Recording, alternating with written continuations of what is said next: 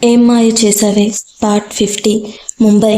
ఇన్నాళ్ళు దీక్ష గుండెల్లో గూడు కట్టుకుపోయిన బాధ అలా కన్నీళ్ల రూపంలో బయటకు వస్తుంటే అలా ఆమె గుండెల్లో భారం తగ్గుతుంది అన్న ఉద్దేశంలో ఆమె ఎంతగా కొడుతున్నా మౌనంగా ఉన్నాడు. కానీ ఆమెను ఆపే ప్రయత్నం చేయలేదు నిశ్చయ్. కాసేపటికి దీక్ష మనసులో ఉన్న బాధంతా కన్నీళ్ల రూపంలో బయటకు రావడమే కాదు, నిశ్చయ్ని కొట్టి కొట్టి అలసిపోవడంతో అలసటగా అతని గుండెల మీద వాలిపోయింది. దాంతో నిశ్చయ్ ఆమెను ఇంకాస్త దగ్గరకు పొదుముకొని నెమ్మదిగా ఆమె వెన్ను నిమురుతూ, నా వల్ల నువ్వెంత బాధపడ్డావో నాకు ఇప్పుడు అర్థమైంది దీక్ష. ఐఎమ్ వెరీ సారీ రా. ఇంకెప్పుడు నీ ఇష్టం తెలుసుకోకుండా ఎలాంటి నిర్ణయం తీసుకోను. ఐ ప్రామిస్ యూ, నేను ఇంకెప్పుడు బాధ పెట్టను అనగానే అప్పటి వరకు తన ప్రాణంగా ప్రేమించిన నిశ్చయ్ కౌగిలిలో మౌనంగా బందీ అయిన దీక్ష అతని మాటలకు తేరుకొని ఒక్కసారిగా అతని నుండి దూరం నెట్టేసి, జరిగింది చాలు నిశ్చయ్. ఇన్నాళ్ళు నిన్ను నా పక్కనే ఉంచుకొని నాతోనే ఊహించుకుంటూ నా బ్రతికేదో నేను ఊహల్లోనే బ్రతకడం అలవాటు చేసుకున్నాను. నిజానికి ఆ అబద్ధానికి నేను అలవాటు పడిపోయి సంతోషంగా ఉన్నాను. ఎందుకంటే నా ఊహల్లో ఉండే నా నిశ్చయ్ నా ప్రేమను అట్రాక్షన్ అనడు. నన్ను తిరిగి నాకంటే ఎక్కువగా ప్రేమిస్తాడు. ఎవరి కోసమో ఆలోచిస్తూ తన నుండి నన్ను దూరం చేయడు. నాకు ఎలాంటి సమస్య వచ్చినా నా ధైర్యంగా నిలబడి నాకు దారి చూపిస్తాడు. అన్నిటికంటే ముఖ్యంగా నా నిశ్చయ్ నా ఊహల్లో నాకు దగ్గరగా ఎప్పటికీ నాతోనే ఉంటాడు అని చెప్పేసరికి ఆమె ఇన్నాళ్ళు తన వల్ల ఎంత నరకం అనుభవించిందో, తన కోసం ఎంతగా తప్పించిందో అర్థమవుతుంటే తన మనసుని ఎవరో సుధలతో గుచ్చుతూ ఉన్నంతగా బాధగా అనిపించి ఆ బాధను తట్టుకోలేకపోయాడు నిశ్చయ్. ఆ బాధగా ఆమె చేతులు పట్టుకొని ఆమె కళ్ళల్లోకి చూస్తూ, ప్లీజ్ దీక్ష, అలా మాట్లాడుకు, నేను ఒప్పుకుంటాను నా వల్ల చాలా పెద్ద తప్పు జరిగింది అని. కానీ ఆ తప్పుకి శిక్షగా నువ్వు నాకు దూరం అవుతావు అంటే నేను తట్టుకోలేను దీక్ష. నాకు నువ్వు కావాలి. నీతో షేర్ చేసుకునే జీవితం నా సొంతం కావాలి. నేను ఎప్పటికీ నీ చేతిని వదిలిపెట్టను దీక్ష. ఇక నా లైఫ్ అంతా నీది. నేను పూర్తిగా నీవాణ్ణి. నాతోనే ఉంటూ నాకు నువ్వు ఎలాంటి శిక్ష వేసినా భరిస్తాను. కానీ నాకు దూరంగా ఉంటాను అంటే మాత్రం నేను భరించలేను. నాళ్ళు ఒంటరితనం నన్నెంత ఒంటరివాణ్ణి చేసి వెక్కిరించిందో నీకు తెలియదు దీక్ష. నువ్వు లేక నా వీణు లేక నేను పూర్తిగా ఒంటరివాణ్ణి అయిపోయాను. కానీ ఇక మీదట నేను అలా ఒంటరిగా ఉండడానికి రెడీగా లేను. నిన్ను పెళ్లి చేసుకుని ఫ్యామిలీ లైఫ్ స్టార్ట్ చేసి నీతో మన పిల్లలతో హ్యాపీగా మన ఫ్యామిలీని లీడ్ చేయాలి అని ఆశపడుతున్నాను దీక్ష. ప్లీజ్ నన్ను వదిలి వెళ్ళకు అన్నాడు కన్నీళ్లతో దీక్షను గట్టిగా తన గుండెల్లో బంధిస్తూ. విజయవాడ. ప్రీతి కూడా అదిత్ని హక్ చేసుకొని, నేను బాగున్నాను అది, నువ్వెలా ఉన్నావు అని అడగగానే అదిత్ ఆమెకు 2 అడుగులు దూరం జరిగి తనని తాను చూపిస్తూ, ఇదిగో ఇలా చాలా హ్యాపీగా ఉన్నాను అనగానే ప్రీతి అదిత్ని చూసి సంతోషపడుతూ, నిన్ను ఇలా చూస్తుంటే చాలా హ్యాపీగా ఉంది ఆది. నీ లైఫ్ని మళ్ళీ ఇలా ఆనందమయం చేసిన ఆ దేవతను నాకు పరిచయం చేయవా అని అడిగింది.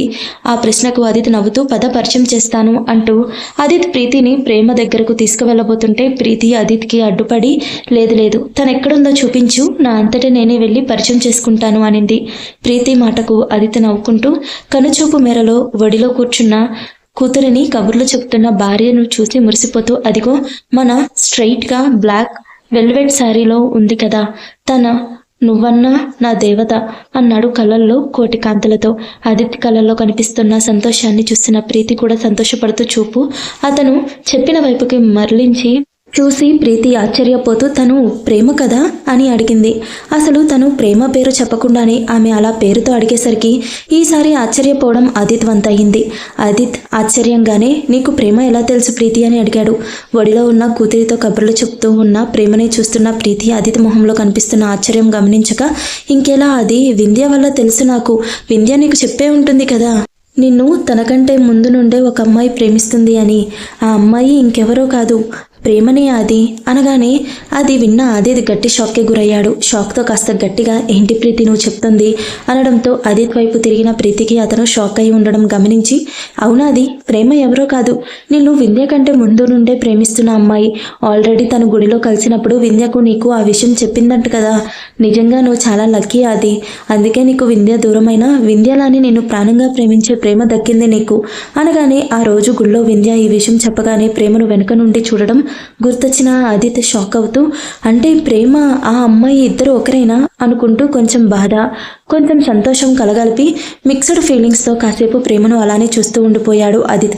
అతను ఇప్పుడు తెలుసుకున్న ఈ నిజం ఎలా తీసుకోవాలో అర్థం కాక సతమతమవుతున్న టైంలో ఉదయం తనకి వచ్చిన లెటర్ మైండ్లో మెదిలేసరికి నెమ్మదిగా ప్రేమలోని పాజిటివ్స్ అన్నీ సైడ్ అయిపోయాయి. ఇప్పటి వరకు అసలు అతిథి కంటికి కనిపించని ప్రేమలో లేని నెగిటివ్స్ అన్నీ ఒకదాంతో ఒకటి సింక్ అవుతూ అన్వి ప్రేమల పరిచయం దగ్గర నుండి అయిష్టంగా మొదలైన వారి బంధం ఇప్పుడు ఎంత దృఢంగా బలపడిందో అర్థమవుతుంటే అతిథిలో అడుగంటిన కోపం ఒక్కసారిగా తారాస్థాయికి చేరుకుంది. అప్పటికే ప్రీతి ప్రేమను కలవడానికి ముందుకు వెళ్ళబోతుండగా ఆమెకు తన హస్బెండ్ నుండి త్వరగా రమ్మని కాల్ రావడంతో అది నేను వెళ్ళాలి, ఈసారి తీరిగ్గా టైం చూసుకొని మీ ఇంటికి వచ్చి ప్రేమను డైరెక్ట్గా కలుస్తాను, ఏమనుకోకు, బాయ్ అని చెప్పి ఆమె వెళ్ళిపోవడం కూడా ఆదిత్యకి తెలియలేదు. నిజానికి వింధ్యకి ఇక్కడ విజయవాడ కాలేజీలో జాయిన్ అయ్యాక ఇక్కడున్న ఏకైక ఫ్రెండ్ ప్రీతి మాత్రమే. ప్రీతి, వింధ్య చాలా మంచి ఫ్రెండ్స్. ఇద్దరు మధ్య ఎలాంటి సీక్రెట్స్ ఉండేవి కాదు. వింధ్య అసలు ఉన్నట్టుండి బెంగళూరు నుండి విజయవాడ ఎందుకు రావాల్సి వచ్చిందో కూడా ప్రీతి దగ్గర దాచకుండా నిజం చెప్పింది. వింధ్యకు అదితి మీదున్న ప్రేమ చూసి ప్రీతి చాలా ముచ్చటపడింది. వీళ్ళు కాలేజీలో ఉండగానే ఇద్దరు ప్రేమను గమనించారు, విషయం తెలుసుకున్నారు. వింధ్య గుళ్ళో ప్రేమను మొదటిసారి కలిసింది, కానీ ప్రీతి అంతకుముందే ప్రేమను కలిసి మాట్లాడింది. ఆ విషయం వింధ్యకు తెలీదు ఇప్పటికీ. వింధ్య చనిపోయే టైంకి ప్రీతి కొన్ని అనుకోని పరిస్థితుల్లో తను ఎప్పటి నుండో ప్రేమిస్తున్న వివేక్ని పెళ్లి చేసుకొని ఊరు వదిలి వెళ్లాల్సి వచ్చింది. వింధ్య చనిపోయిన విషయం తెలిసి అటు ఆమెను ఆఖరి చూపు చూసుకోవడానికి రాలేక అలా అని అక్కడే ఉండలేక చాలా నరకం అనుభవించింది ప్రీతి. తర్వాత ఫ్రెండ్స్ ద్వారా వింధ్య చనిపోయాక అదిత్ ఎలా అయిపోయాడో తెలియగానే చాలా బాధపడింది. ఎలా అయినా అదిత్ జీవితంలో మార్పు రావాలి అని దేవుణ్ణి ఆమె కోరుకుని రోజు అంటూ లేదు. ఇప్పుడు కూడా ప్రేమ తనని ఎంతగా ప్రేమించిందో తెలిస్తే అదిత్ హ్యాపీగా ఫీల్ అవుతాడు అని, ఆ విషయాన్ని పాజిటివ్గానే తీసుకుంటాడు అనుకొని సదుద్దేశంతోనే చెప్పింది. కానీ ఆమె అసలు ఊహించలేదు. ఆమె చెప్పిన నిజం వల్ల ఆ ఇద్దరి మధ్య ఇప్పుడప్పుడే బలపడుతున్న బంధం ఎలా దూరంగా మారబోతుందో అని. కోపంలో ఉన్న అదిత్కి స్టేజ్ పైన తన ఫ్రెండ్ మైక్ తీసుకొని మాట్లాడడంతో తేరుకొని చాలా కష్టంగా తనని తాను కంట్రోల్ చేసుకొని వేగంగా ప్రేమ దగ్గరకు వెళ్ళి ఆమె ఒడిలో అప్పటికే నిద్రలోకి జారుకున్న కూతుర్ని విసురుగా తన చేతుల్లోకి తీసుకుని ఇంటికి వెళ్ళాలి పదా అంటూ సీరియస్గా చెప్పేసి పార్కింగ్ దగ్గరకు వెళ్ళిపోయాడు అదిత్. ఉన్నట్టుండి అదిత్కి ఏమైందో అర్థం కాని ప్రేమ అతని కోపానికి కారణం ఏంటో తెలియక బాధపడుతూనే అతని వెంట బయటకు నడిచింది.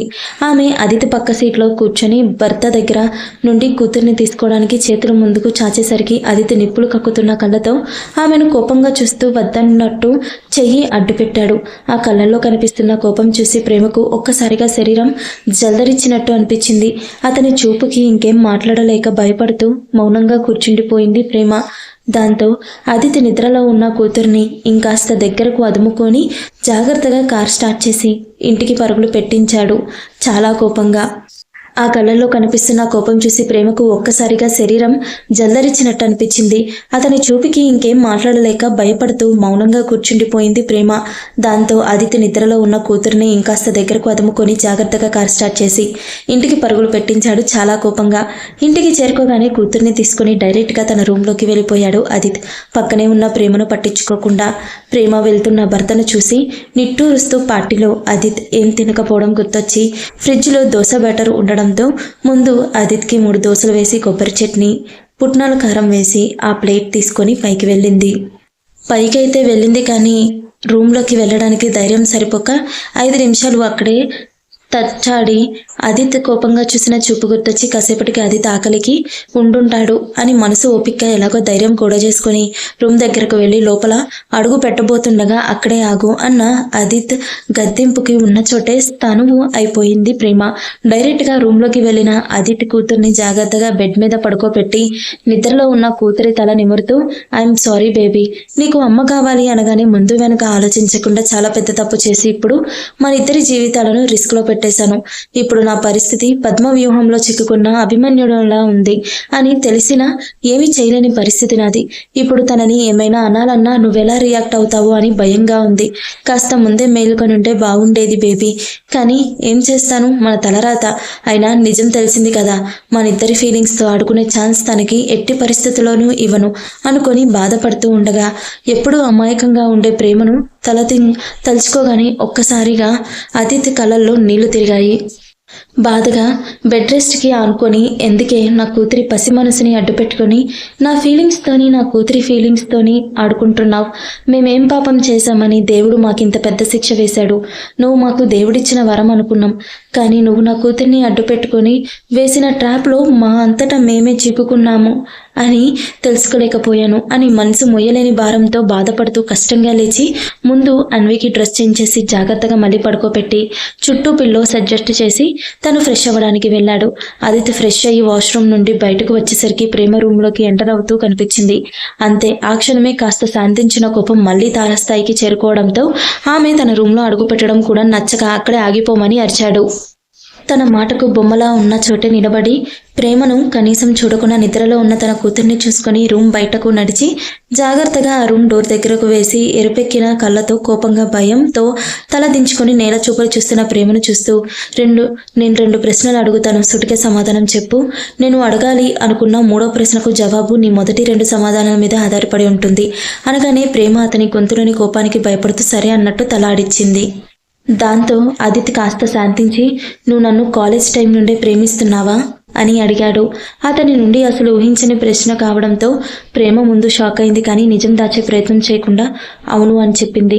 ఆ మాట విన్న ఆదిత్య కోపంగా పిడికిలి పికించి కాస్త గంభీరంగా నీకు నా విద్య పరిచయం ఉందా అని అడిగాడు. ఆ ప్రశ్నకు కూడా ప్రేమ అవును అనే సమాధానం చెప్పడంతో ఆదిత్య ఆమె కాదు అని చెప్పాలి అని మనసు లోతుల్లో అప్పుడే ఆమె మీద మొదలవుతున్న ప్రేమ కోరుకుంటే అవును అని చెప్పేసరికి ఆదిత్య మనసు ఆ జవాబుని భరించలేకపోయింది. అన్వితో పరిచయం దగ్గర నుండి ఇప్పటి వరకు జరిగినవన్నీ ప్లాన్ ప్రకారమే చేసిందేమో అన్న అనుమానం ఆదిత్య మూడో ప్రశ్న కావడంతో దానికి కూడా ఆమె మొదటి 2 సమాధానాలు బట్టి తన అనుమానం నిజం అని తనకి తానే నిర్ధారించుకొని కోపంగా అసలు ఆమె ఊహించని విధంగా ప్రేమ చెంప చెల్లుమనిపించాడు ఆదిత్య. పుట్టి బుద్ధి ఎరిగాక అసలు అలాంటి దెబ్బ రుచి చూడని ప్రేమ అతన్ని కొట్టిన దెబ్బకు చేతిలో ప్లేట్ నేలపాలయ్యి పగిలిపోవడమే కాదు, ఆ దెబ్బకు ప్రేమ తాళలేక కింద పడిపోయింది.